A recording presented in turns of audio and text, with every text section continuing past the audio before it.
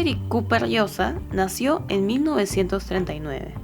Estudió arquitectura en la Universidad Nacional de Ingeniería, más conocida como UNI. Realizó estudios en Europa en la Universidad de Londres Birkbeck College. En 1966 forma, junto a Antonio Graña Acuña y Eugenio Nicolini Iglesias, el estudio Cooper Graña Nicolini. Dicho estudio ha logrado reconocimientos en competencias nacionales e internacionales. Los más destacados son el Hexágono de Oro de la Quinta Bienal Nacional de Arquitectura en 1983 por el Banco Agrario del Cusco y el Hexágono de Plata en la Bienal Nacional de Arquitectura en el año 2000 por el Colegio San Pedro de Lima. En 1995 es director fundador de Arquinca, revista de arquitectura, diseño y construcción. Desde el 2000 es presidente de la Comisión de Gobierno de la Facultad de Arquitectura y Urbanismo de la Pontificia Universidad Católica del Perú. El Museo de Arte Moderno de Nueva York, más conocido como MoMA, incluyó desde el 2015 dentro de su colección permanente los planos de su propia casa en San Isidro, proyectada en 1974. A continuación podremos escuchar la opinión del arquitecto en relación a 6 conceptos: docencia, identidad, historia y teoría, crítica, lugar y por último, pensamiento. Arquitecto Cooper, ¿usted cree que a través de los años, con la experiencia que tiene, hay algo que le inspira en la enseñanza y aprendizaje de la arquitectura? Sí, muchísimo, porque en realidad desde que uno presiente que tiene la vocación de arquitecto, comienza a desarrollar una aproximación al oficio que va poco a poco convirtiéndose en una forma de vida.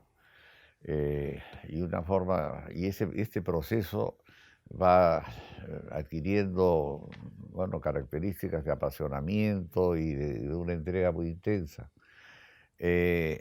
Cuando uno termina la formación, en realidad recién se da cuenta que lo que ha adquirido es un caudal emocional e intelectual y una sensibilidad que tiene que incrementar y cultivar. Y también comprueba de que eso solamente se puede sostener a través de la enseñanza, que la práctica profesional suple una parte de ese sostén, pero que el cotejo con el alumno, con los otros profesores, con la institución de la escuela, son lo que principalmente lo espolea a uno a realmente seguir interesándose en los infinitos temas que conciernen a la arquitectura, ¿no? Uh-huh. ¿Cuál sería la satisfacción y dónde se encontraría? Por lo menos en mi caso, yo le diría que la satisfacción se encuentra en el modus vivendi, que la práctica apasionada de este oficio me ha procurado a lo largo de mi vida. Entonces, yo te diría que yo soy feliz hoy día con mi carrera porque me interesan un montón de cosas, porque me he metido a lo largo de mi vida en un montón de cosas, porque siento que la vida me va a quedar corta para poder realizar todo lo que... Y entonces hay un entusiasmo, hay una exaltación que es lo que principalmente me anima a mí. Yo me levanto todos los días con muchísimas cosas que quiero hacer, que veo inconclusas, que me gustaría iniciar. Y yo creo que esa vitalidad es lo que más me gratifica de mi carrera. Claro que sí, claro que sí. ¿Cómo enseñaría la arquitectura para usted? ¿Cómo se debe enseñar la arquitectura? Bueno, esa es una pregunta gruesa, porque la arquitectura tiene una trayectoria histórica milenaria, ¿no? En diferentes culturas y por lo tanto ha generado distintas maneras de ejercerse. Pero nosotros pertenecemos, gústenos o no, a la civilización occidental, con una componente muy por supuesto, importante, aportada por el mundo prehispánico que nos antecedió. La definición más contundente de la arquitectura es que es el arte de construir. Entonces yo creo que la enseñanza de la arquitectura tiene que ser eso. Tiene que enseñarles a los alumnos a hacer edificios, pero a través de la edificación. Que un edificio es una opción, digamos, de acceso a una forma edificada, que uno tiene que desarrollar a través de las componentes propias de la arquitectura que pertenecen al mundo de la tectónica, o sea, al mundo de lo edificado, no al mundo de la forma escultórica, ni de la forma pictórica, ni de ninguna otra, ni de la coreografía, ni de la escenografía.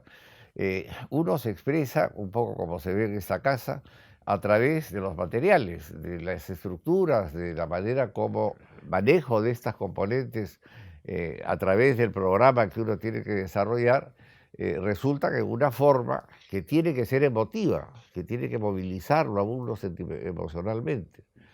De modo que para mí eso es lo que el profesor debería transmitir, y esa es la pasión que yo trato de comunicar. Ahora, para hacerlo, por supuesto hay que recurrir a una serie digamos, de componentes que no es el caso citar ahora. Enseñarles un poco a construir sus propios espacios, ¿no? Sí, pero no porque sea en la Universidad Católica, pero yo creo que yo soy un católico practicante, pero uno maneja cuando está en los prolegómenos de elaborar un proyecto una serie de variables y cuesta mucho trabajo realmente conjugar esas variables de manera que llegue a perfilar una forma a través de la expresión de la estructura, de los materiales, del manejo de la luz, en fin, de los infinitos ingredientes que la componen. Pero hay un momento en que todos estos ingredientes se transmutan. Es exactamente igual que lo que pasa en el catolicismo a través de la Eucaristía. Hay un momento en que se supone que la figura de la hostia se convierte en Dios vivo, no en un símbolo, sino el católico cree que realmente ahí ya no hay un pedazo de pan, sino es el cuerpo de Cristo. Entonces, en la arquitectura pasa un poco lo mismo. Una vez que uno ha manipulado ya todos esos ingredientes, de pronto se vuelcan a una cosa formal en la que desaparecen todos estos elementos. Ya uno no ve el concreto, el ladrillo, la alfombra, uno ve una forma transformada, una forma nacida, una forma engendrada, ¿no? Y ese es el misterio del buen diseño, siempre y cuando se produzca a través de la edificación y no a través del modelado gratuito, ¿no?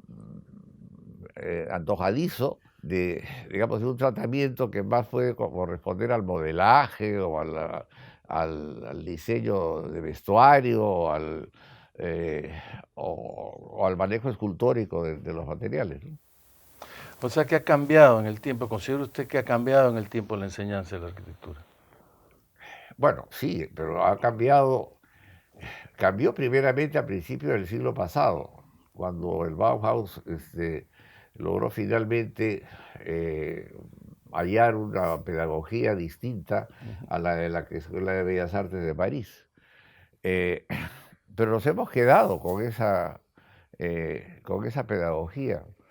Y hay una diferencia, pues, crucial que ese cambio no ha tenido en cuenta, que es que la profesión del arquitecto ha crecido inmensamente en términos numéricos y que la demanda social de la arquitectura también ha variado, porque en teoría nosotros hoy día deberíamos servir a la sociedad, deberíamos servir a las instituciones públicas, ya no pues a los monarcas, ni a los ricos, ni a las grandes empresas, sino conseguir que la ciudadanía, la humanidad en general vive en mejores condiciones. Ujú.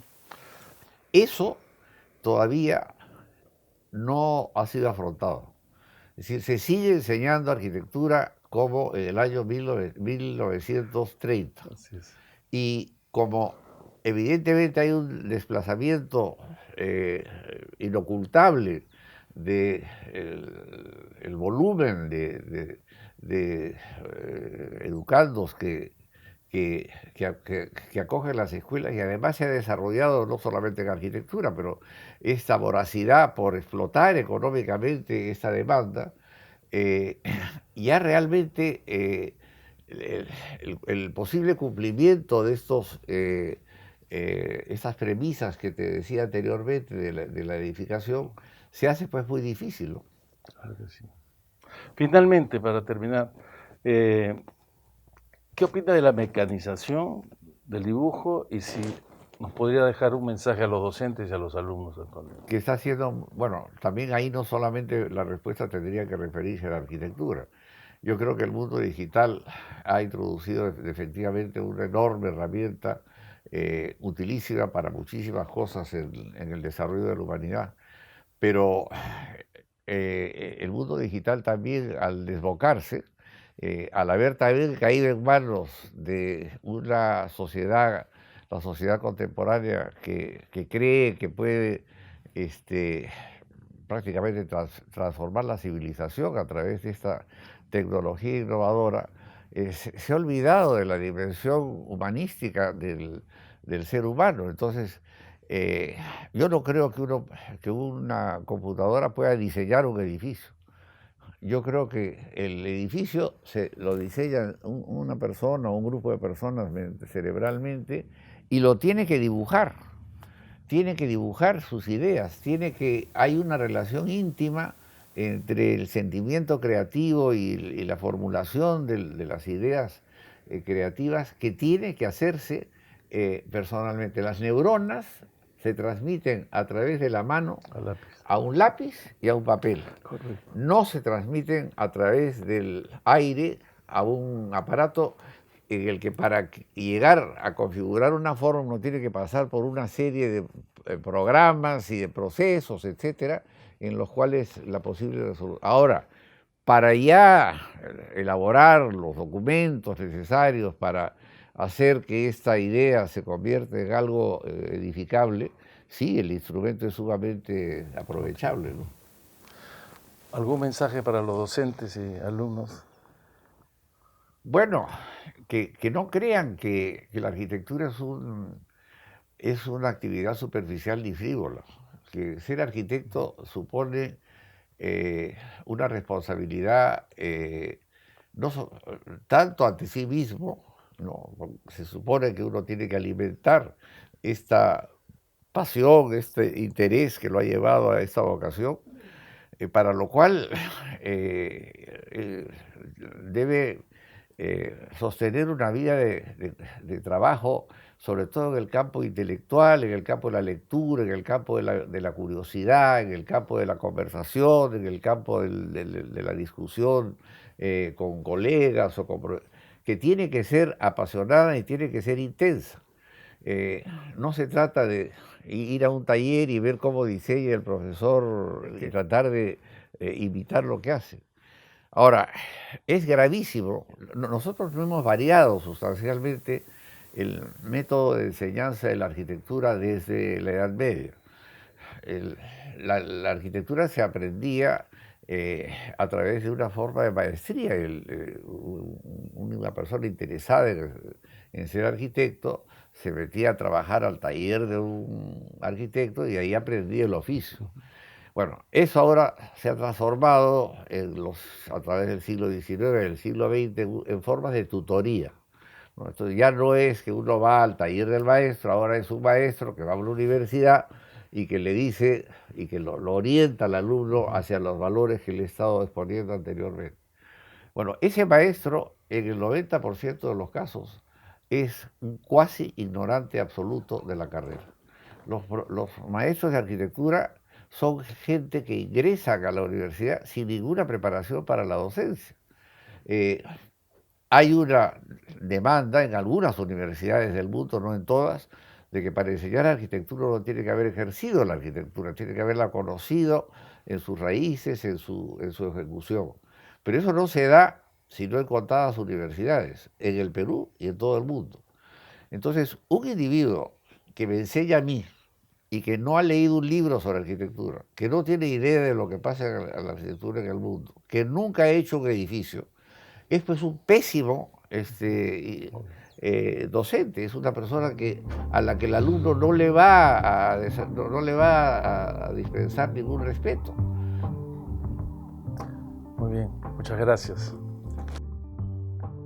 Entre el año 1920 y el año 1940 hubo un debate importante en Lima sobre el tema de la identidad y el tema Y a partir de la segunda mitad del siglo XX se contraponen dos corrientes fundamentales. Estos dos momentos han tenido visiones aparentemente, pero no del todo contrapuestas, ¿no? La modernidad, por ejemplo, desde una aproximación como la de Santiago Aburto o como la de Seoane, por ejemplo, atienden por momentos ornamentales, por momentos compositivos de aspectos de la arquitectura precolombina. Y la arquitectura llamada así posmoderna, que arranca de alguna manera en el marco del final de los 70s, toma ejemplos como el de Emilio Soller o Juvenal Baraco, o el caso de un proyecto de ustedes que ganó el Hexágono, que es el Banco Agrario, que asume de forma más evidente elementos regionales en la propia arquitectura contemporánea. En ese sentido, la arquitectura moderna queda esta idea de que ha tenido un tratamiento más sutil con el tema de elementos locales, y el momento posmoderno de la arquitectura asume con mayor evidencia tomar elementos regionales en la composición, en el aspecto volumétrico y espacial. Entonces surge una primera pregunta que sería: ¿cómo ve usted o cree usted que hay una identidad arquitectónica local? Y si fuera así, ¿cree que hoy en día tiene sentido esta búsqueda que fue tan relevante en el debate teórico en el siglo XX? Creo que hay una identidad arquitectónica local que es bochornosa. Creo que realmente, si uno recorre no solamente Lima, sino las otras ciudades históricamente importantes del Perú, el último medio siglo se ha ocupado de arrasar con lo que era realmente un legado arquitectónico y urbano que hasta 1950 era bastante rescatable. Es verdad que ya habían habido intervenciones desafortunadas, sobre todo en Lima. Efectivamente, en los años 20 y 40 hubo una especie de ramalazo de lo que se había propugnado en la Escuela de Bellas Artes de París durante el siglo XIX, que era que buscar en la estilística de la arquitectura histórica en Francia y en los países europeos principalmente, las raíces de una modernidad que permitiera desligarse de los modelos históricos y adoptar alguna forma que representara el cambio social y los cambios técnicos, etcétera, que habían ocurrido a lo largo del siglo XIX y principios del siglo XX. Pero no había los instrumentos gramaticales para poder hacer esto, porque el arquitecto solamente podía diseñar a través de los patrones de diseño que l'École des Beaux-Arts propugnaba. Entonces el Bauhaus tuvo la virtud de realmente encontrar finalmente un vocabulario que podía sustituir a la obligatoriedad de tener que manejar únicamente los preceptos clásicos o los preceptos, digamos, eclécticos que habían subsistido durante el siglo XIX. Esto, sin embargo, en un principio generó un desdén más radical y un desdén totalmente, digamos, axiomático hacia la historia.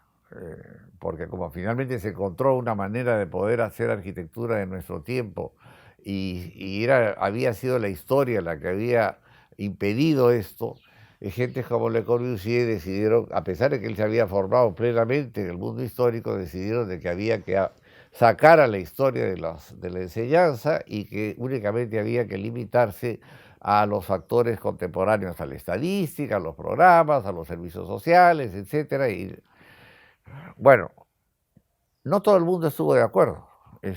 Hubieron pocos, pero hubieron algunos que resistieron a esto. Y se formó en un principio una modalidad que consistía en buscar encontrar un compromiso entre esta modernidad abstracta, desornamentada,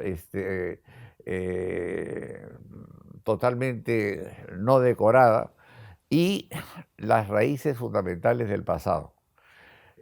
Pero raíces no en términos decorativos, sino en términos de lo esencial del diseño, en términos tectónicos, en términos volumétricos, en términos de escala, etc. Hubo algunos arquitectos en el Perú, no muchos. Eliseo Guzmán, por ejemplo, es uno de ellos, Alfredo Damert es otro de ellos, Lucho Ortiz de Ceballos, que hizo muy poco, pero es otro de ellos, que vinieron, que se formaron en Europa, que vinieron aquí, pero que tenían una relación afectiva con este mundo prehispánico y colonial nuestro, y que lograron hacer pocos proyectos, porque la demanda de la burguesía peruana era para hacer siempre proyectos historicistas, pero la casa de Alfredo Damer, por ejemplo, que quedaba aquí en San Isidro, él hizo 2 casas, representaba un perfecto compromiso entre lo esencial de nuestra tradición arquitectónica histórica y esta modernidad que se les había infundido en Alemania.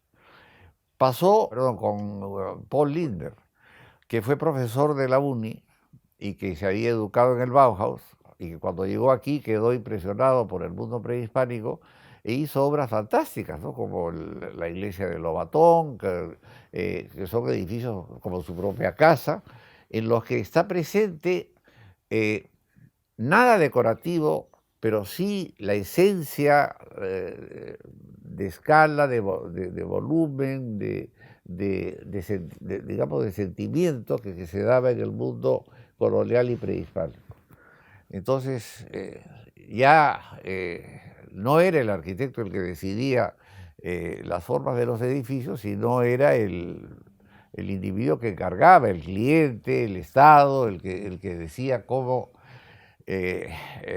o el fabricante, ¿no? Sobre todo en los Estados Unidos, que es pues una economía hasta el día de hoy potentísima, se dieron cuenta que había un negocio descomunal. Estados Unidos no había construido prácticamente en los 5 años de la guerra. Entonces, bueno, fueron los fabricantes del acero, los fabricantes del vidrio, los contratistas, los que asumieron digamos, la manera de diseñar derivada del Bauhaus y la convirtieron en un commodity, en una manera de vender un producto sencillamente. Frente a esto hubo una reacción en los años 60 importantísima en Norteamérica, en las universidades. Ahí la reacción no fue institucional, no fue gremial. Y apareció Louis Kahn, por ejemplo, que entendió que el movimiento moderno no se había extinguido y que había sido totalmente malinterpretado y totalmente saboteado por el interés económico, y esto se demuestra en su propia biografía, ¿no? Él terminó de estudiar, él era de ascendencia rusa, terminó de estudiar en la Universidad de Pensilvania, y a los 25 o 30 años, y se dio cuenta de que estaba frente a una realidad frente a la cual él era absolutamente incapaz de enfrentarse. Y entonces decidió que él tenía que prepararse en la humanidad para poder realmente ejercer de una manera creativa al margen del dominio que estos intereses subalternos buscaban imponer en la arquitectura. Y no ejerció durante 30 años.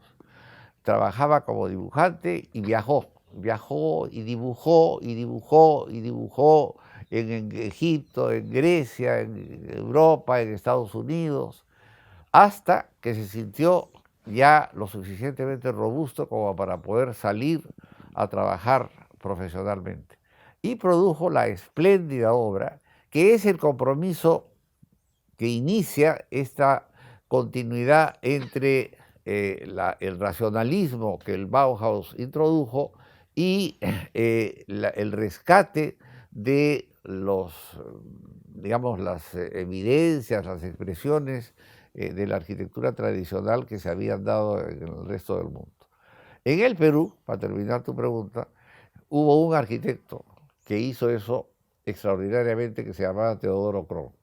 Aquí, cuando salgan, vean ese edificio blanco en la esquina. En la obra de Krohn se complementan exactamente la tradición prehispánica y colonial con un sentimiento totalmente actual en su tiempo, pero yo creo que actual hasta ahora, de cómo debía responderse a esta definición del arte de construir que les he dicho anteriormente. Arquitecto Cooper, en la actividad profesional del arquitecto la reflexión es muy importante. Antes de iniciar un proyecto, durante, posteriormente como evaluación y retroalimentación. Y la historia y la teoría de la arquitectura alimentan y motivan esa reflexión. ¿Qué tan importante ha sido en su carrera profesional la historia y la teoría de la arquitectura? Bueno, absolutamente decisivas. Yo tuve la suerte de, sin sospecharlo, ingresar a la UNI en la época en que el cuerpo docente era el mejor de América Latina, ¿no? Teníamos compañeros de otros países que venían a estudiar acá, pero, y por lo tanto mi educación fue, yo creo que plenamente satisfactoria, salvo en el ámbito de la historia. Con el perdón, bueno, Héctor Velarde llegó a enseñarme un año, y luego Lucho Ortiz de Ceballos, que era una simpaticísima persona. Entonces, cuando terminé la carrera, bastante exitosamente en el campo en todos los campos, salvo en el de historia, yo me decidí a que yo quería, digamos, perfeccionarme, tratando de hacer contacto con gente que había escrito sobre la enseñanza de la historia, pero con la que quería ver la manera de desarrollar esa enseñanza para los arquitectos. Porque yo había tenido una experiencia peculiar. Antes de terminar la carrera, ya había construido. Claro. Entonces me encargaron 2 o 3 proyectos. Entonces ya sabía, podía darme cuenta de la carencia de la formación teórica e histórica a la hora de ejercer la profesión. Y bueno, hice contacto en Europa primero con un célebre historiador de entonces que se llamaba Nicolaus Pevsner, y él me recibió.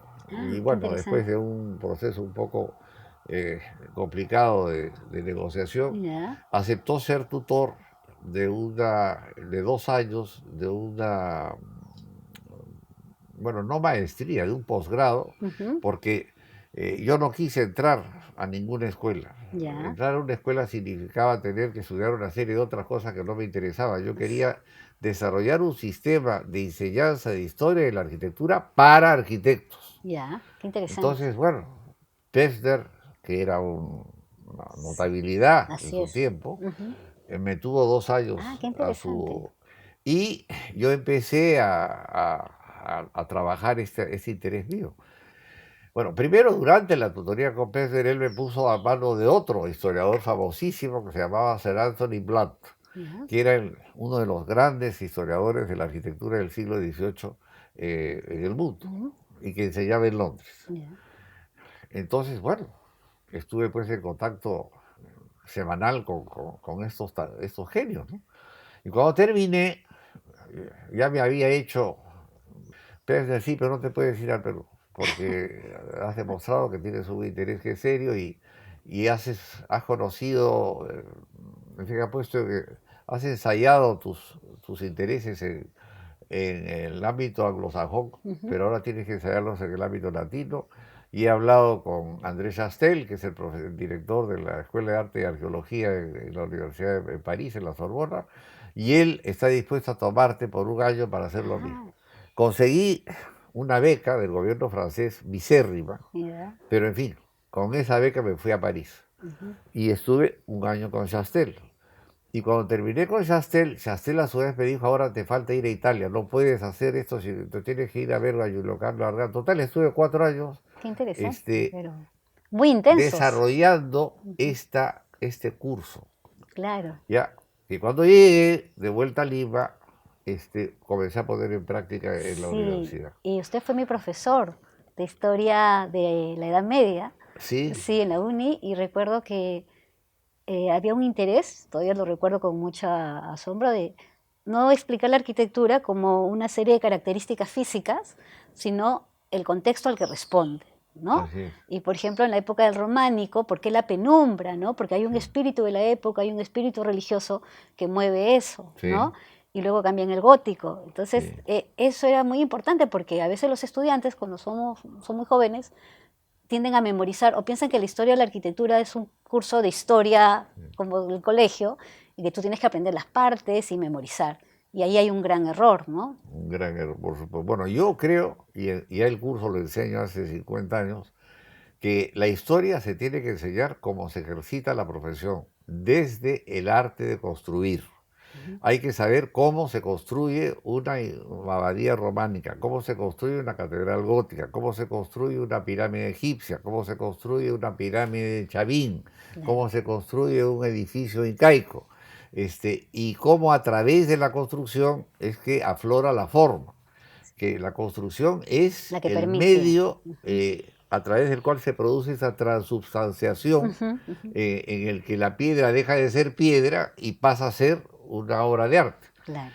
Entonces, yo creo que si el alumno, el estudiante, el arquitecto no tiene esa, no tiene en cuenta que la presencia de toda esta experiencia histórica, que además en el Perú es excepcional, pues, porque tenemos un bagaje increíble de periodos históricos que nos permitirían realmente percibir cómo es que se funden estas distintas experiencias. Así es.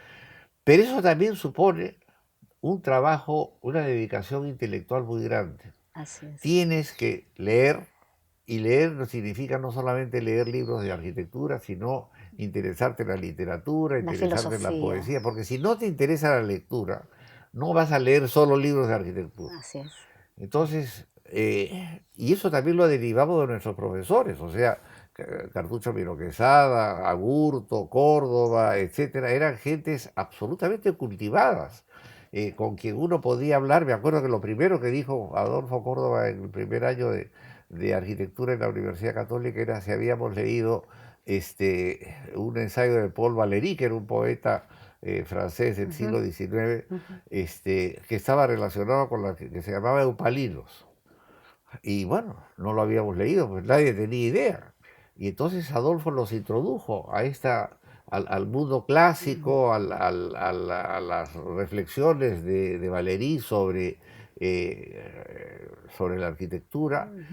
El profesor de historia no los va a hacer ingresar al campo de la lectura.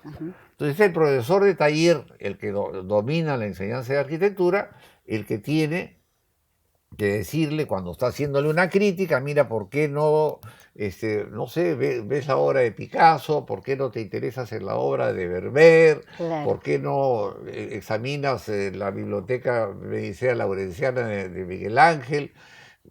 Porque son edificios modernos. Así es. Es una perfecta patraña que una catedral gótica es un edificio histórico, una catedral gótica es absolutamente actual. Así es. Como una sonata de Mozart es absolutamente actual. O como una ópera de, qué sé yo, de Puccini es también absolutamente actual.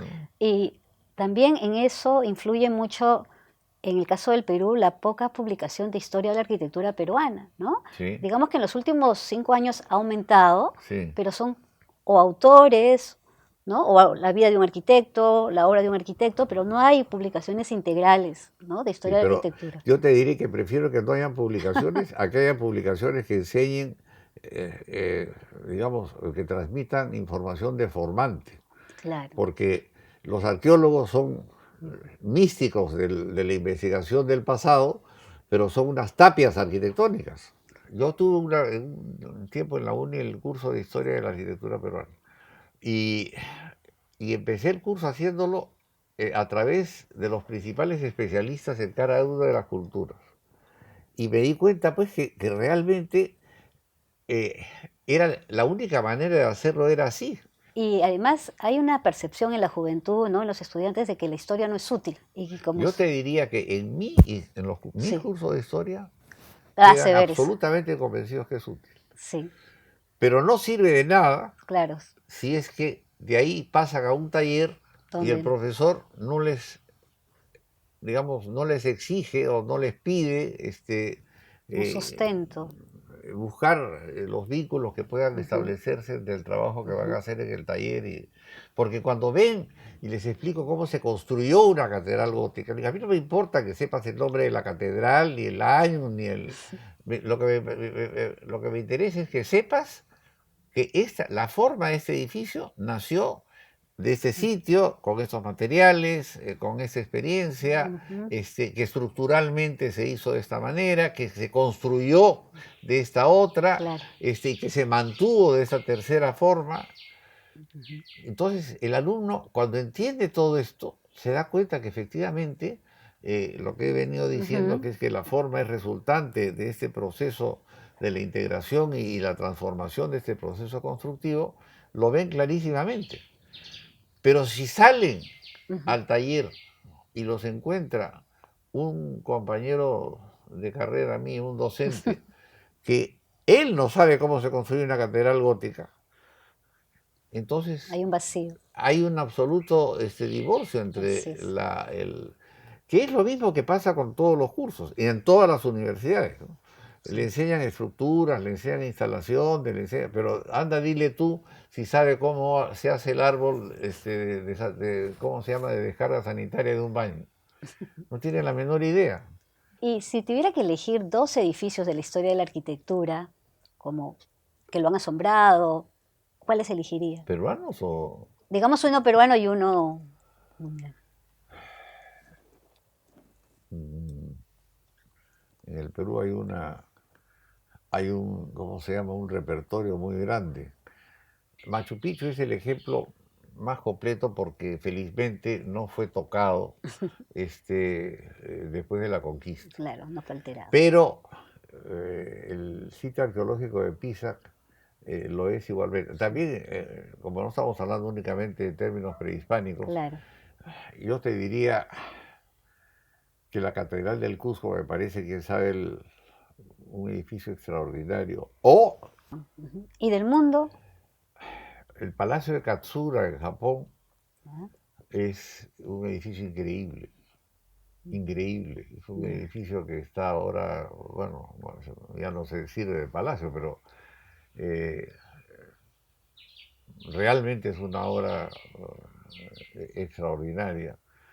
Eh, de los edificios europeos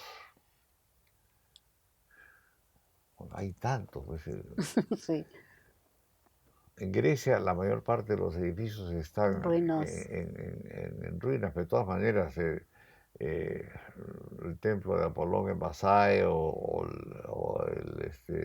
Partenón son Ujú. edificios fantásticos. La catedral, eh, la catedral de París, desgraciadamente ahora Sí. siniestrada, era también un edificio lindísimo. Ujú. Y entre los edificios contemporáneos, eh, ¿qué te podría decir? Hay una intervención contemporánea en el castillo de Bellinzona, Ya. en Italia, que hizo Aurelio Galfetti, Ok. que es una de las obras más realmente emocionantes, ingeniosas, eh, precisamente convocadoras de la relación entre De lo la historia. contemporáneo y lo Ajá. antiguo, eh, sumamente audaces. Yo diría que escogería el Castelo de Bellinzón. Ujú.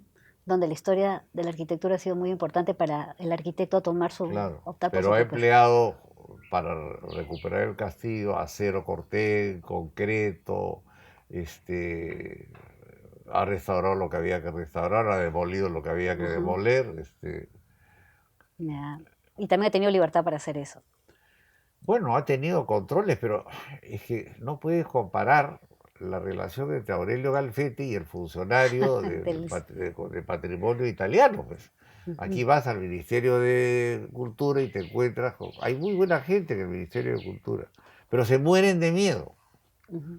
Se mueren de miedo de decirte, sí, puede usted suprimir esta, porque cree que les va a salir.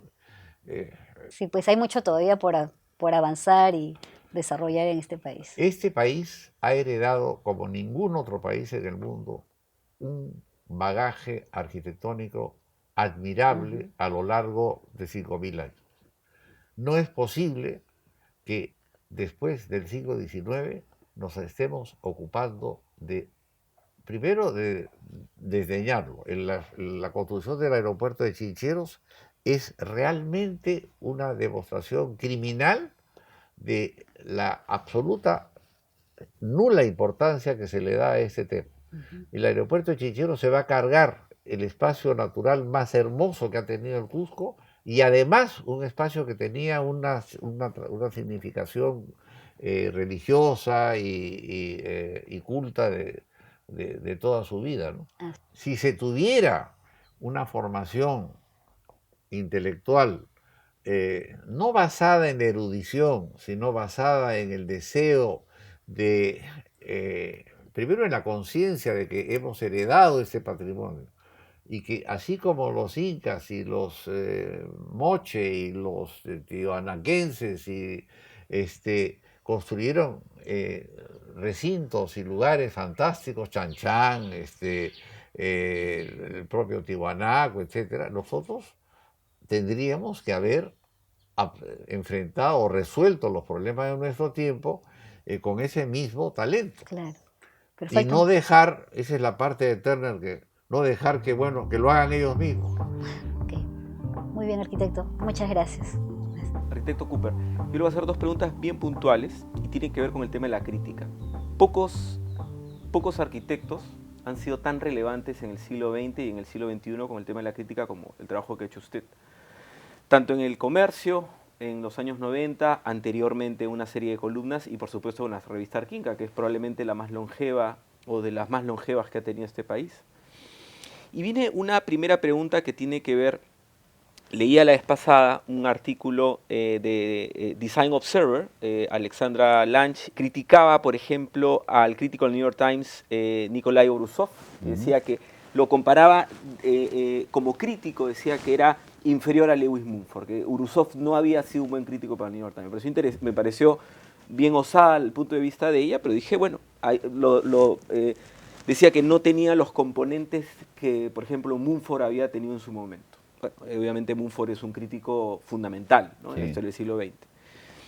Y después, un artículo reciente también del MIT hablaba que a pesar de que la arquitectura es tan relevante para el mundo y para la gente, para la construcción de la ciudad, la identidad, en fin, la vida diaria, todo lo que fuera, la crítica arquitectónica sigue siendo, incluso en el medio, en el medio anglosajón, un tema que está todavía encapsulado en un ambiente muy elitista y para un grupo muy específico de profesionales. Entonces, la primera pregunta sería, ¿cuáles han sido los referentes de usted desde el punto de vista intelectuales, particularmente en el tema de la crítica? ¿Y cuál es el sentido que usted ve en el acto de la crítica arquitectónica? ¿Cuál es el sentido que usted le da? Ya, para hacerte la primera respuesta. Cuando yo terminé la carrera en la UNI, había que hacer una tesis llamaban de bachillerato, que era una investigación. Y entonces, bueno, los 20, en esa época no éramos tantos, 24 que nos graduábamos ese año, eligieron hacer un proyecto nacional para tratar de investigar los diferentes tipos, las diferentes tipologías arquitectónicas que se habían dado en las distintas regiones del Perú. Pero yo había tenido esta frustración con el tema de la historia a lo largo de la carrera, y la frustración había tenido la excepción del curso del Inter, que era un curso, no era de historia, era de teoría, pero también era de crítica, pero no de crítica contemporánea, sino nos hacía ver con un espíritu crítico la arquitectura barroca que le interesaba, sobre todo la de Borromini, me acuerdo. Entonces, ese espíritu crítico nació en el curso pero en forma brumosa, en el curso de Linder. Pero cuando tuve que hacer la tesis de bachillerato, dije, no, yo no voy a hacer esta investigación, yo quiero entender el movimiento moderno. Entonces pedí autorización para hacer una tesis escrita. Entonces hice un trabajo enorme, que se llama, ya ni me acuerdo el nombre, que era una revisión del movimiento moderno crítica. O sea, en qué, a mi criterio, el movimiento moderno había acertado y en qué, en fin, esto era en los años 50, ¿no? Todavía no se habían producido las grandes crisis. En qué había decepcionado y en qué tenía orientaciones. Entonces, eso me suscitó este espíritu crítico. Bueno, después me fui a Europa y yo para Pester y para Blant y para Chastel tenía que hacerles, no diré críticas, pero por ejemplo con Pester hice un ensayo sobre la arquitectura inglesa en la época victoriana, que a mi juicio tenía muchos aciertos, pero muchos desaciertos.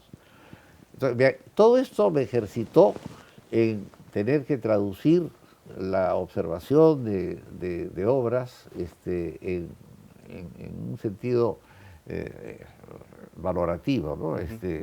Y también aprender a escribir, porque otra de las cosas que los arquitectos piensan es que tienen que ser ágrafos, ¿no? Una persona, un arquitecto tiene que saber escribir. Exacto. No digo que tenga que ser un Vargas Llosa, pero por lo menos tiene que poderse comunicar a través de la escritura. Y toda esta experiencia de los 4 años que estuve en Europa me hizo escribir muchísimo. Ahora, estando en Londres, de casualidad,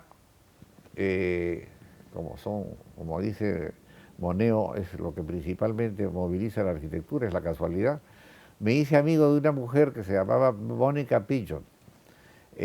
Mónica Pigeon era directora de una revista que se llamaba el Architectural Digest, que era una revista muy polémica, una revista terriblemente crítica del establishment inglés, de la institucionalidad británica, y muy abierta a los problemas que se comenzaban a producir en el mundo subdesarrollado. Entonces, lo que pasa es que Mónica tenía una hija que se casó, no me acuerdo muy bien la relación, pero la vinculó con Chile. Y en esa época, y supongo que seguirá siendo lo mismo, la gente creía pues que si había alguien en Chile, Chile era algo así como Miraflores, que yo lo tenía que conocer.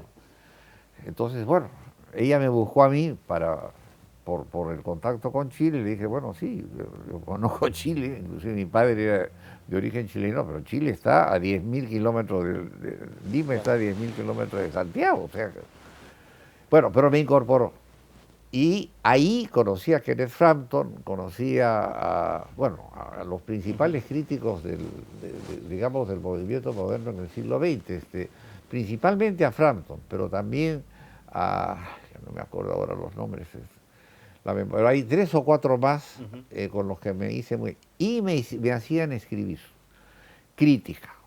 Entonces escribí para el Vierno publicó una serie que se llamaba World Architecture, me hizo hacer una nota sobre la arquitectura peruana, pero sobre todo en las reuniones de la revista, que además se me hicieron muchísimo más seductoras porque John Turner publicó ahí el primer artículo sobre el fenómeno de las poblaciones marginales en América Latina. Conocí a John y inclusive en un momento dado medio que peligró mi vocación como arquitecto proyectista, porque toda esta gente fue sumamente interesante y era muy atractivo estar con ellos. Y además no era mente solo, por ejemplo, Pevsner, cuando ya nos hicimos amigos, había enviudado, entonces me decía, oye, tú sabes que yo de viudo, un día me dice, yo de viudo tenía abonos para la ópera, para el teatro, etcétera, y esos abonos se han perdido. ¿A ti te gusta todo esto? Y le decía, por supuesto.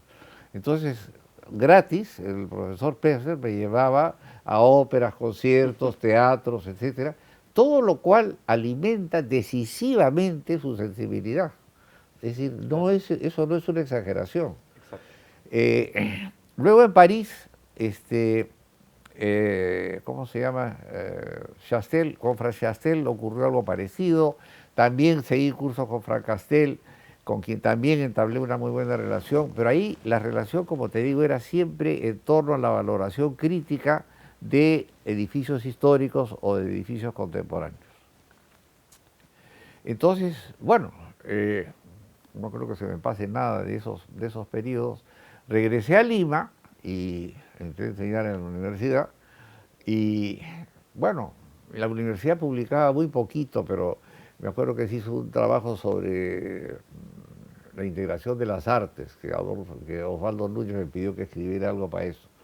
Luego, la universidad tenía una revista que se llamaba Mauta, que la había recreado, ¿cómo se llama? El poeta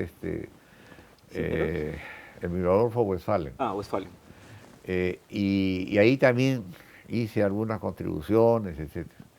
Luego me comenzaron a pedir artículos de otros países, a través de la gente con la que... Pero muy poquitos, ¿eh? Esos no fueron una cosa tan... Yo estaba ahí fundamentalmente dedicado a mi estudio. Llegó un día la edición de Inmobiliaria que estaba a mi cargo a tener 16 páginas y Alejandro Miró Quesada me llamó y me dijo, mira, 16 páginas por publicidad, ¿no? Entonces me dijo, no puede ser que 16 páginas del Comercio un día a la semana se hagan en tu oficina.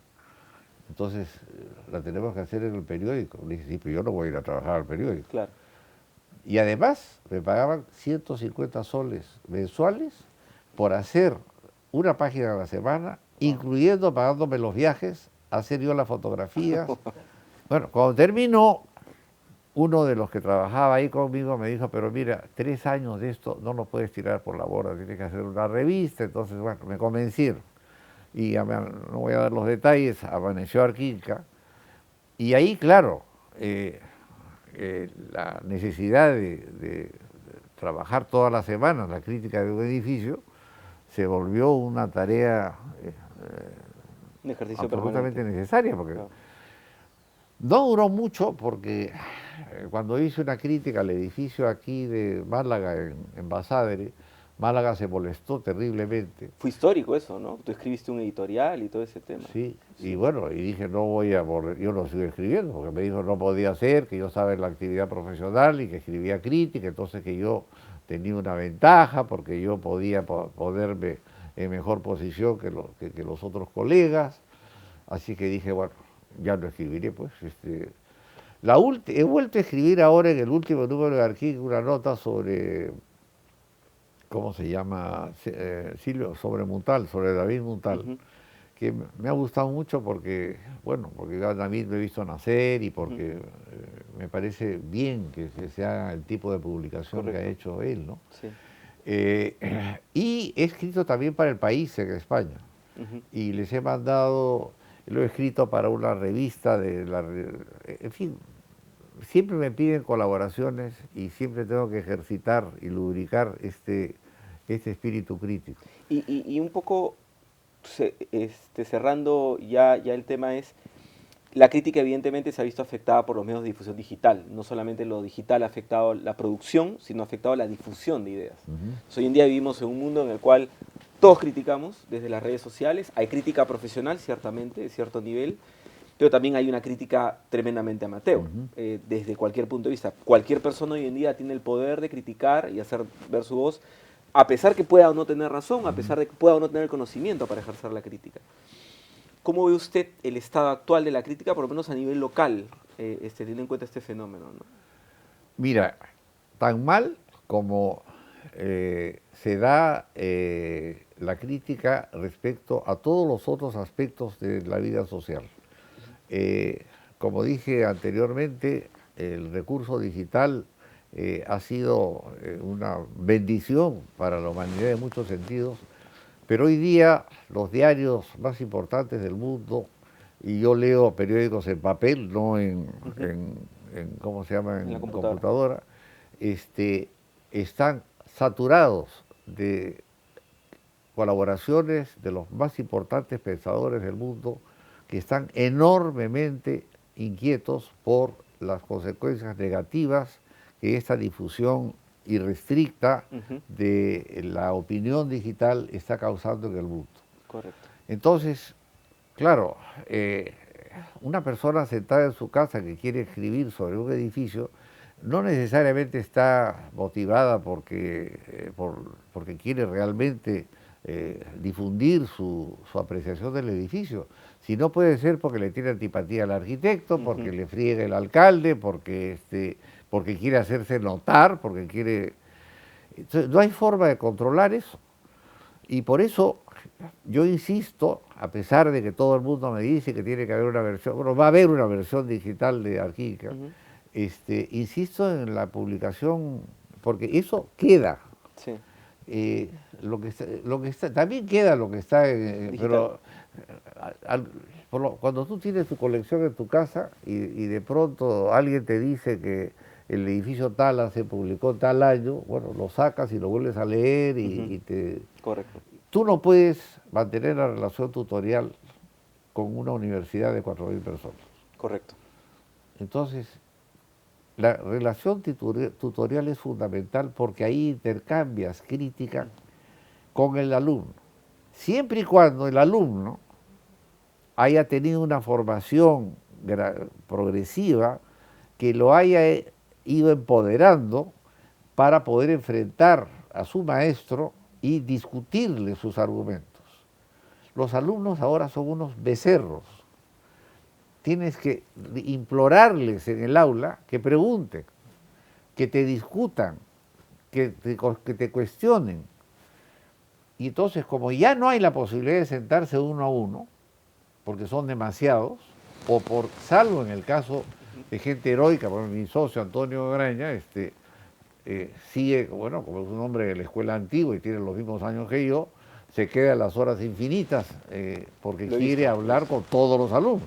Lo he visto. Entonces, mi oficina se ha convertido en una sucursal de la universidad porque van todos los alumnos a que le siga haciendo crítica. Pero el normal del profesor entra a las 2 de la tarde y se va a las 5. Entonces, ahí es donde es el único espacio en el que puedes transmitir los fundamentos y la importancia de la valoración crítica de otra obra. En las sustentaciones de los proyectos de fin de carrera no deberían estar los profesores de los estudiantes que sustentan, porque el profesor inevitablemente tendrá pues una especie de síntoma de Estocolmo que quiere defender a su alumno, ¿no? Pero en fin, pero no les dio la gana. Y bueno, mientras yo fui decano era bastante democrático, entonces si lo quería, pues lo quería. Pero yo veía en los proyectos cosas que eran absolutamente censurables. Y bueno, he sido también jurado en muchos, he sido jurado en la escuela de Siriani, he sido jurado en Harvard, he sido jurado en Madrid, y he visto que los profesores que son jurados son gente implacable. Entonces, tampoco se trata de agraviar al estudiante, pero sí de hablarle pues con franqueza, ¿no? Bueno, yo comencé a hacer así mi práctica y recibí de pronto me pidieron una reunión de que yo no podía maltratar a los alumnos así, porque esos alumnos al fin y al cabo habían hecho estos proyectos llevados de la mano de los profesores de los talleres. Claro. Le dije, bueno, en ninguna parte del mundo un jurado de una tesis puede estar recortado en las facultades que su condición le otorga para preguntar lo que quiera. No pueden hacerle una especie de catálogo no sé, de buen comportamiento, decir, pero no lo fastidie. Bueno, el propio Siriani me votó a mí de jurado en Belleville, porque una vez a un alumno suyo le hice una pregunta muy educada, pero el pobre alumno se puso nerviosísimo, no sabía cómo contestarla, porque efectivamente era un error grave de su proyecto. Entonces se puso a llorar. Entonces, bueno, he visto a gente que se echa a llorar en la universidad también. Y Quique me dice, no, Freddy, no puedes preguntar aquí estas cosas. En Francia no se... Así que por favor te ruego que te abstengas de seguir opinando en el... Le dije, Quique, no me abstengo, me voy. Porque es inconcebible que me inviten a ser jurado y me digas que yo no puedo preguntar una cosa perfectamente sensata. No era una cosa... El tema crítico es un tema muy delicado, ¿no? Delicado porque puede afectar la sensibilidad del discutir, de la persona con la que tratas, y delicado porque la docencia, tal como se ejerce hasta el día de hoy, mantiene el sistema de enseñanza que se introdujo con el Bauhaus, que era el sistema tutorial. Pero ese sistema tutorial era para 20 personas, que era la época cuando yo estudiaba en la uni. Pero ya no puedes tener 180 personas, sino contratando a arquitectos que no tienen, pues, yo cuando me pidieron que fundara la escuela de la Católica, le dije al rector, le dije a Lerner, yo te hago la escuela, pero que no tenga nunca más de 500 alumnos. Le agradezco las respuestas a las preguntas. Gracias. Arquitecto, es un gusto para mí y sobre todo seguramente para los que van a ver esta entrevista, poder escuchar de usted una opinión que tiene que ver sobre el espacio y al mismo tiempo el lugar en la arquitectura. El lugar como componente fundamental de tantos proyectos tan importantes que nos han acompañado y que nos siguen acompañando. En este tiempo, en nuestro tiempo, parece aparentemente que este gran componente que un día fue, se aparta de la producción del arquitecto y entra en un terreno económico y muy poco complicado. ¿Cuál es su percepción sobre lo que está sucediendo ahora y qué podría decirnos en función seguramente quizás de algún proyecto que a usted le haya llamado la atención o le haya interesado, en la cual este componente aparezca y realmente pues nos muestre un poco cuál es su presencia y cuál es su trascendencia? Sí, es una pregunta efectivamente fundamental. A ese respecto yo siempre recuerdo una afirmación del arquitecto italiano Vittorio Gregotti, que, bueno, es una persona que hoy está muy mayor, pero que en los años 50, años en los que Italia tenía sobre todo una influencia importante en el ámbito del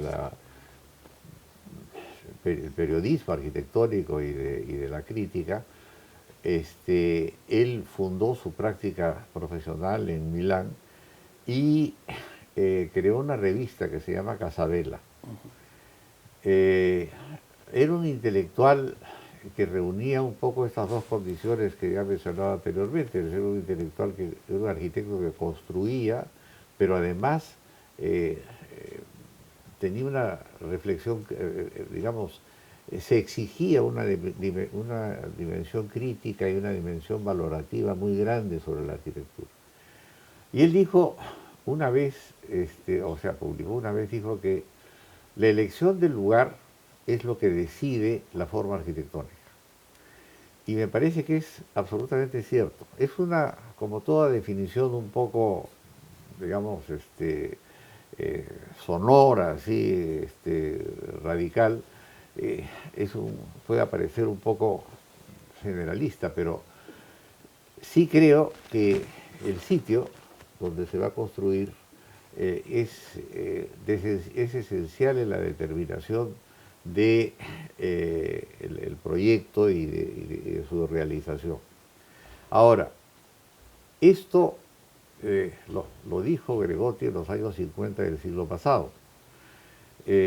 desde entonces, como sabemos, hacia nuestro tiempo, las cosas han variado fundamentalmente en el sentido de que la ciudad, el crecimiento, mejor dicho, de las ciudades se ha desbordado y como todo el mundo sabe, para el año 2050 se prevé realmente unas dimensiones urbanas absolutamente colosales para las ciudades principales del mundo, ¿no? Se supone que Lima va a tener 30 millones de habitantes, que Nairobi va a tener 50, es decir, que van a ser dimensiones estrepitosas.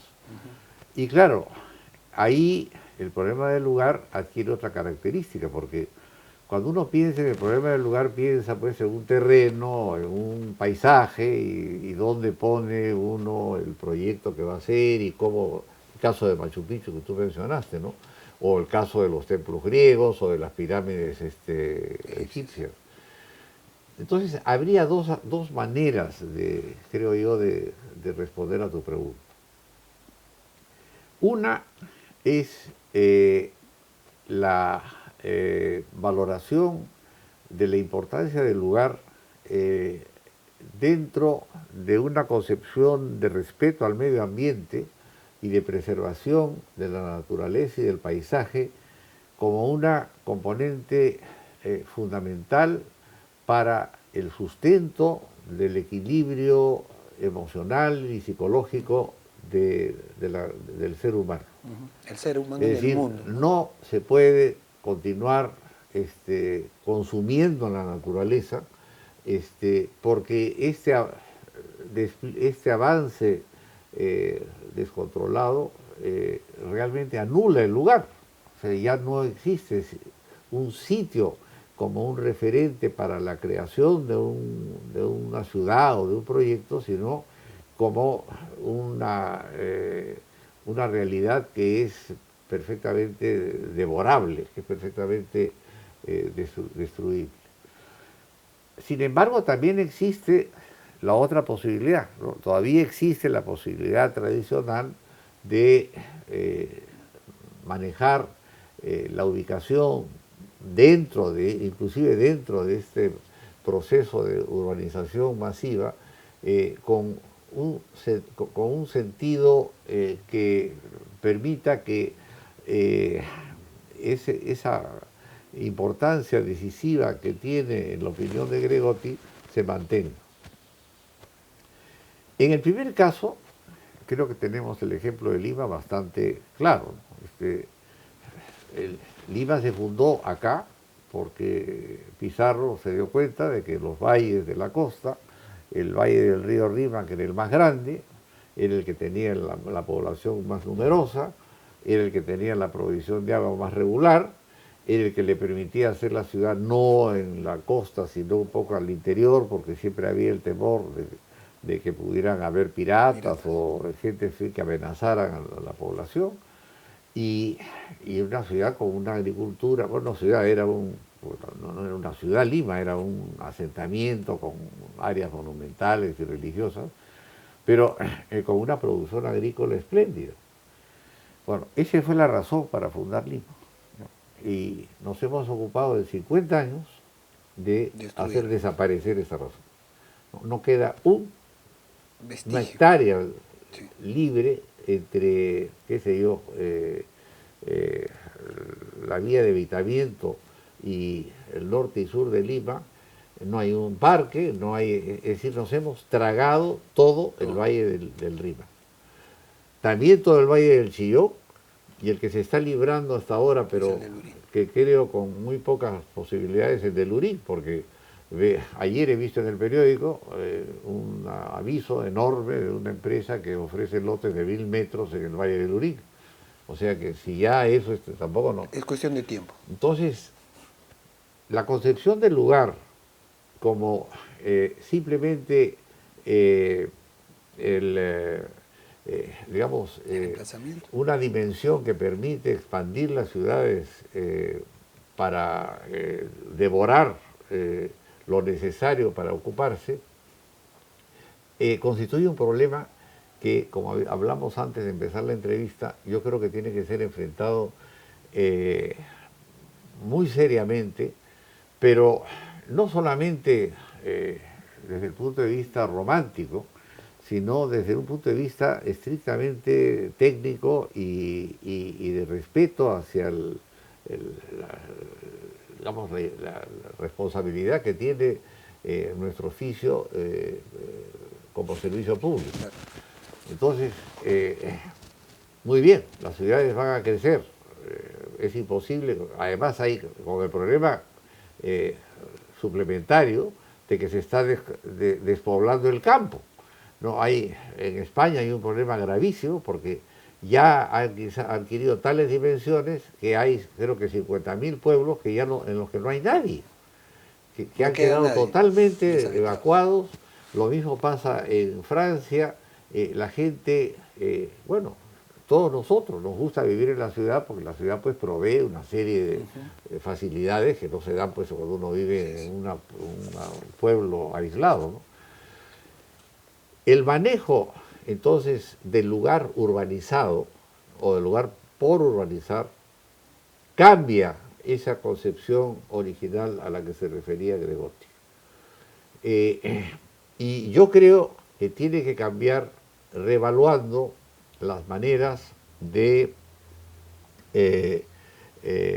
reaprovechar los espacios ya servidos. Un papa en el siglo XVI o XVII creo que era, Sixto V, observó el mismo problema en el crecimiento de Roma, porque después de la caída del Imperio Romano, bueno, Roma se convirtió en una gran barriada, ¿no? Y realmente toda la gente ocupó el Coliseo, vivía dentro del Coliseo, vivía dentro de todas las ruinas romanas, era una chacra. Entonces Sixto V hizo un plan que está hermosamente dibujado en un plano hecho por un señor Noli en su tiempo, en el que reciclaba el centro de Roma para reagrupar a esta población que estaba realmente viviendo en condiciones absolutamente tuburizadas en el centro de la ciudad. Y es la Roma que se ve hoy día. Bueno, Roma también ya se ha desbordado, pero ha durado 3 siglos y ha demostrado que una intervención inteligente para el manejo del ensanchamiento de estos espacios urbanos es posible. Yo creo que en nuestro caso es posible. Lo he pensado muchísimo, no tengo tiempo para ponerme, ni me corresponde a mí, porque ya tendría que partirme en 7.000 y ya tengo 80 años, pero es perfectamente posible concentrar la ciudad de Lima y evitar que Lima continúe depredando todo lo que hay alrededor de la ciudad. Pero, por ejemplo, el lugar de la Costa Verde está siendo absolutamente saqueado, ¿no?, por la incompetencia de los municipios distritales. Para no extenderme en esto, el problema del lugar en la expansión de las ciudades preexistentes requiere manejos actuales que tienen que tener, y eso tiene en la obra de Rogers un referente absolutamente, me parece, actual e inteligente. El manejo del lugar en espacios todavía naturales tiene, a mi manera de ver, 2 opciones, que son pues las obvias, ¿no? La de Machu Picchu, que es ensamblarte en el sitio. Ahora, ahí en general, en las culturas de la antigüedad, el sitio tenía unas implicaciones divinas, unas implicaciones trascendentales. Entonces sabemos que en las culturas prehispánicas peruanas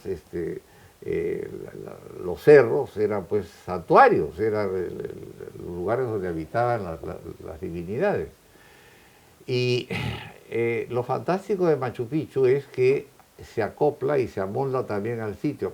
Pero no solamente es eso, sino que de no haberse construido Machu Picchu, el sitio en sí mismo hubiera mantenido una belleza natural indiscutible, pero no la que le ha dado Machu Picchu. Es decir, Machu Picchu ha hecho que el ser humano se dé cuenta, ¿no? Sea consciente de la belleza de ese entorno. O sea, La arquitectura puede ser una motivadora, puede ser una instigadora a revalorar el valor de los sitios. Eso, claro, funcionó hasta hace unos tiempos. Ahora tenemos el problema de que no todo el mundo piensa de la misma manera, entonces como el dinero es el dinero y la política y lo que se quiera son factores competitivos, puede pues hay la proclividad a construir, por ejemplo, Aguascalientes, que es realmente un absoluto escándalo, ¿no? O, por ejemplo, ahora que están queriendo habilitar Choquequirao, yo he hablado con el ministro de Turismo, etcétera, y no pueden realmente habilitar Choquequirao como si fuera pues un destino cualquiera. Ya no estamos en los años 40 del siglo pasado, eso tiene que hacerse con un proyecto integral que incluya el diseño de la carretera, de los puentes, de los teleféricos, del hotel, y que todo el conjunto esté trabajado de una manera armoniosa. El manejo del lugar en el paisaje sigue teniendo la misma importancia de antes, solo que se ve amenazado por la codicia que se da en general internacionalmente. Ahora, adicionalmente hay dos maneras de entender la relación de la arquitectura con el sitio. O la manera de Machu Picchu, que es realmente integrarse a su perfil topográfico y a su entorno natural, o la manera clásica, que es realmente entablar con ese lugar un contraste formal que resulte en la misma valoración del paisaje, ¿no? En Grecia hay algunos parajes, por ejemplo en Selinonte hay un templo precioso que está en el medio de un enorme especie de hollada donde no hay nada sino el templo, este volumen rectangular y el paisaje alrededor. Y efectivamente, si no hubiera el templo, el mismo caso de Machu Picchu, eso sería nada. Pero la maravilla de que este templo dórico perfectamente proporcionado y aún en ruinas esté ahí, le da a ese espacio un sentido trascendental que no tiene, ¿no? Ahora, y por último, hay la importancia del lugar en la responsabilidad del arquitecto en la formación de las ciudades. El respeto del lugar también tiene que ver con la conciencia del arquitecto de que la arquitectura forma ciudad, forma espacio urbano, forma y eso se traduce en una empatía que es fundamental para la salud psicológica y emotiva de la población. El lugar no es propiedad del arquitecto. El arquitecto es un súbdito de la gestión de formación de los sitios. Y para terminar, todo esto está también gravemente afectado por las normas, por la normativa de los municipios del INPE, de los municipios distritales, que les importa un bledo la forma de la ciudad. Todo funciona con estadísticas, con normas, pero nadie va al sitio y ve qué pasa si realmente se hace. Por ejemplo, cuando se hizo la avenida Javier Prado, yo me acuerdo que fui, Belaúnde era presidente y me tuve un día a almorzar y estaba Fernando Correa y le dice Belaúnde, ¿qué hay de la expropiación de no sé qué cosa para hacer el conjunto de San Borja? No, arquitecto, no se puede porque hay una ley del Congreso, en fin, bueno. Entonces no importa, hazla en el terreno de los Brescia. Y el conjunto de San Borja tiene la estupidez, y se lo dije en ese momento cuando yo tendría 28 años, a Fernando, ¿cómo vas a hacer 4 pisos delante de Javier Prado? Esos 4 pisos se van a quedar para siempre. La avenida Javier Prado es una avenida en la que hay que pensar a 100 años, no a 5 años. Claro. Y ahí está pues el conjuntito este metido entre el edificio del Ministerio de Cultura. Y ahora un nuevo banco que han hecho ahí. Entonces, el lugar tiene todas estas complejidades derivadas de la manera como ha evolucionado su importancia, ¿no? Gracias, arquitecto. Realmente esa apreciación nos permite ver un poco que la problemática no está ya dada dentro de un contexto puntual de un edificio con el otro, sino de una visión mucho más amplia que tiene usted, de ver toda y más compleja que nos obliga un poco a mirar más allá de simplemente el espacio unitario dentro de un edificio, sino mucho más allá dentro de la gran ciudad. Mira, yo viajo muchísimo y yo veo en París, no es que quiera usar lugares comunes, ¿no? En Londres, el orgullo de los ciudadanos por su ciudad. Y ¿por qué son inteligentes los ingleses? ¿Por qué son inteligentes los franceses? ¿Por qué son inteligentes los italianos? Porque viven en entornos inteligentes, en entornos que realmente te estimulan. ¿Cómo vas a formar a alguien sano qué sé yo, en San Cosme o en cualquier barrio? Es imposible. Así es. Ese es el aporte de la arquitectura al contexto social, al crecimiento de la gente. Muchísimas gracias, arquitecto. Buenos días, arquitecto Cooper. ¿Cómo estás? La serie que hemos ejecutado hasta este momento de preguntas termina ahora con algo relacionado con el pensamiento, con la evolución, como ha ido yendo sus ideas a lo largo del tiempo. A partir de la extraordinaria generación en la que ustedes participaron de estudiantes de la UNI.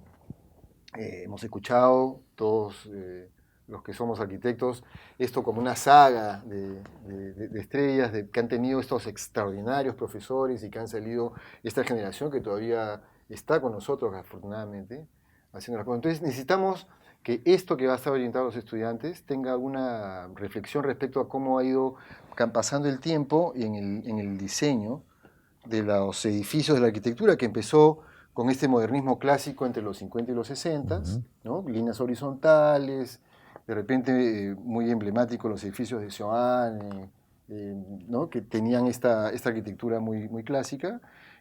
A los 70 empezó una cosa que le llamamos brutalismo, que mucha gente no le gusta, pero que define perfectamente estos edificios de concreto, que coincidió con la arquitectura de los militares, que financiaron una buena infraestructura en Lima particularmente, que tiene esta expresión del concreto. Los 80 con la posmodernidad, que es toda una discusión que podríamos también hacer parar un poco en ese tema. Pero lo que quisiéramos es llegar un poco a la idea de cómo se ve la arquitectura. Ahora que hemos podido definir esto y escuchaba en las anteriores entrevistas que si uno dice la palabra gótico, aparece un paradigma en la cabeza, y una catedral gótica que seguramente es la mezcla de varias en la cabeza de las personas. Lo mismo con el Renacimiento. ¿Qué idea puede aparecer en la mente en el momento en que hablamos de arquitectura de los 90 a hoy día? ¿Qué produjo el boom inmobiliario? A nosotros lo que nos llegó fue la crisis estilística del movimiento moderno. Yo tengo ahí en ese cajón guardados los proyectos que yo hice para los talleres en la facultad y eran proyectos muy distantes de la disciplina abstracta de la arquitectura del movimiento moderno. Y esto era una cosa estimulada por nuestros profesores.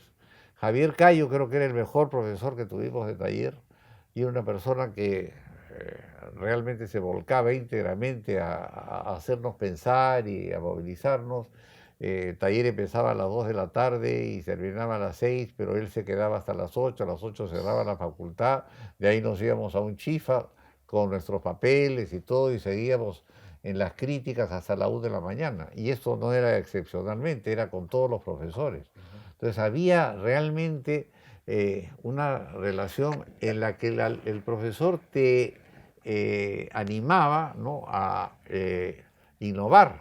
Claro, pero esto era en la época de estudiantes. Yo le estoy preguntando en la época ya de profesionales. O sea, cuando estaban como oficina, claro, evidentemente han seguido con esta, bueno, termina haciendo lo que aprendió en la universidad, pero digamos, la idea de la pregunta es que la arquitectura va teniendo etapas y periodos y de pronto uno se ve imbuido, a veces uno no sabe que está metido en ese periodo, de repente hasta lo Lo que niega, pasa es ¿no? que entre mi etapa de la universidad y la etapa de profesional median los 4 años en Europa. Entonces, en esos 4 años en Europa, bueno, pude ver, pues, y realmente me dediqué a tratar. Fuimos con Nicolini, por ejemplo, a visitar a Álvaro Alto, que todavía vivía, estuvimos una tarde con él. Fue una lección inolvidable. Pero, digamos, ¿ustedes fueron de los que se aferraron a los conocimientos o a la manera de hacer las cosas, al paradigma, digamos, moderno? ¿O dejaron que las cosas que venían viniendo justamente con Venturi, con Rossi, con todos estos arquitectos de fines de los 70 y empezaron esta década de los 80, que introdujeron un cambio, ¿no? Por ejemplo, empiezan a desaparecer esta necesidad de hacer líneas horizontales en las fachadas como lenguaje, y empiezan a aparecer los cuadraditos, toda una nueva parafernalia, digamos, de elementos de composición. Yo te diría que nos aferramos al movimiento moderno y que sigo aferrado al movimiento moderno. Yo creo que el movimiento moderno generó una inercia creativa que no se ha extinguido, que creo que de haber seguido universalmente las orientaciones, no solamente del Bauhaus, sino de la obra y de las reuniones de Siam y del Gatepac y las otras secuelas que tuvo el movimiento moderno, hoy día estaría la arquitectura de nuestro tiempo vacunada contra el esfuerzo formal y el sentido de explotación económica y de cultivo del estrellato que la tiene totalmente deformado. Yo creo en un estado muy crítico, ¿no? Cuando volví de Europa, formé la oficina con Antonio y con Eugenio. Ellos trabajaban con OSBA, pero los persuadí de que nos arriesgáramos a tener una oficina porque le dije, mira, todavía, bueno, yo ya estaba casado, Antonio también, Eugenio no, pero no teníamos hijos. Pero le dije, el día que te comencemos a tener hijos, ya no vamos a poder, tú vas a tener que quedarte donde OSBA eternamente, y felizmente accedieron a salir porque OSBA cerró su estudio 3 años después. Y entonces, bueno, comenzamos a hacer concursos, pero en esos concursos ya comenzaron a intervenir de una manera, primero trabajábamos además con García Brais y Miguel Llorno. Trabajábamos, no en todos los proyectos, pero en los concursos grandes, en el Ministerio de Vivienda, en el de, ¿cómo se llama?, la petrolera, ¿Petroperú? En Petroperú, los hicimos en conjunto. Y ahí había, sí, una evidente preocupación por innovar las normas o los preceptos del movimiento moderno, pero sin apartarse de sus, digamos, de sus causales fundamentales. Empezamos, bueno, como todo el mundo, empezamos con muchísima dificultad. Habíamos hecho un edificio en el Cusco antes de terminar la carrera. ¿El hospital? El seminario, que era un edificio absolutamente, digamos, audaz para su tiempo. Era un poco altiano, pero en realidad era un proyecto del cual no queda ahora ni el rastro, porque lo han demolido íntegramente. Y en el que tuvimos mano libre para hacer lo que queríamos, ¿no? Y yo creo que fue un edificio bien importante en nuestra carrera, fue fundamental.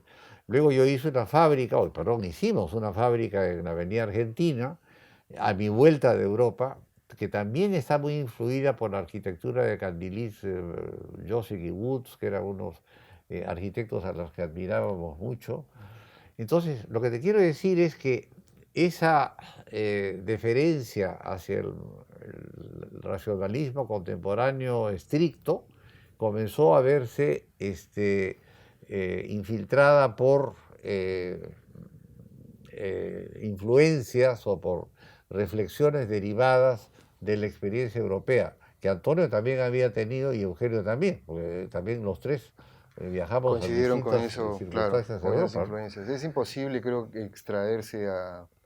sustraerse a las influencias, especialmente si uno tiene movimiento, ¿no? Sí. Pero nunca nos apartamos de ese precepto que hizo anteriormente de que la arquitectura es el arte de construir. Porque habíamos construido el seminario y supimos desde muy jóvenes qué cosa significaba la construcción y nos sentimos enormemente motivados emocionalmente por la experiencia de ver algo que tú diseñas edificado, Claro. por ver, inclusive tuvimos que medir el terreno con teodolitos, es decir, supimos del proyecto en su integridad. Entonces, y además trabajamos con un calculista y con un instalador que eran buenísimas personas que nos hicieron participar de toda la experiencia. Entonces, cuando regresamos a construir, a trabajar en conjunto, teníamos ese antecedente. Yo tenía el antecedente de la formación histórico-arquitectónica. Nicolini, que no le interesaba eso, pero sí era un observador y tenía realmente una habilidad proyectual extraordinaria, y Antonio Graña también, y nos llevamos muy bien. Nos hemos llevado muy bien hasta el día de hoy. Ayer he estado con Antonio, y como le digo, Antonio tiene 81 años y hace 74, 75, 76 que nos vemos, porque entramos al colegio el mismo día cuando teníamos 5 años. Qué O maravilla. sea, hace 76 años que nos vemos, nunca nos hemos peleado, nunca hemos tenido una diferencia. Nos hemos peleado por proyectos, pero no por otras razones, ¿no? Entonces, sí hubo una evolución en el sentido en el que eventualmente Louis Kahn produjo su propia acepción de la posmodernidad. Yeah. Después vino la posmodernidad historicista, esa que empezó en Inglaterra, ¿no? De volver a la arquitectura histórica, que se originó cuando el príncipe de Gales vetó el proyecto de ampliación de la National Gallery y se lo dio precisamente a Venturi. Y Venturi hizo un remedo del edificio académico que estaba al costado. Bueno, contra eso, o sea, sobre eso justamente no han estado... No, nosotros no hemos estado necesariamente metidos en eso. a favor. Hemos tenido un pecado, que es un banco de crédito que hicimos en la avenida Ricardo Palma, que es un banco simétrico que tiene una cosa curva y una columna al medio, pero que lo han deformado de tal manera que ahora no lo reconoces. Pero mayormente intervinimos en Previ, siempre bajo los preceptos de todas las cosas que te he dicho, la influencia de nuestra adhesión a la población campesina que buscaba realmente instalarse y que construía así. Entonces el proyecto de Previ es un precedente a esta casa, y el proyecto de Previ se hizo a los finales de los años 50, en principio de los 60. Es una casa de diseño vanguardista para... Entonces, cuando para yo la hice época. esta casa, tenía todas esta idea de que la racionalidad era importante, pero también era importante identificarte con la arquitectura popular, que era la arquitectura que más me interesaba mucho más que la arquitectura, digamos, mercantil del cliente, de la alta burguesía, ¿no? Claro. Y aquí hay muchísima influencia europea, de la arquitectura de Stanley Wilson, por ejemplo, de la arquitectura de John Soane, todo lo cual está mezclado, y eso me retrotrae al comienzo, porque yo creo que la formación del arquitecto se hace a través de generar la creación de un imaginario en el que se funden todas estas experiencias. Y cuando te viene un encargo, todas estas experiencias comienzan a tocar la puerta. Claro. Y bueno, ahí... Son los ingredientes que uno usa Así para cocinar las ideas. Muy bien, hemos excedido el tiempo. En nombre de los colegas, le agradezco mucho, de parte de ellos. ¿no? Y yo por la les agradezco la que ha tenido con deferencia de haber nosotros. pensado en mí, y la verdad que he estado muy contento de hablar de cosas que no había hablado retrospectivamente hace tanto tiempo. Muchas gracias. ¿Ya? Qué ocurrencia.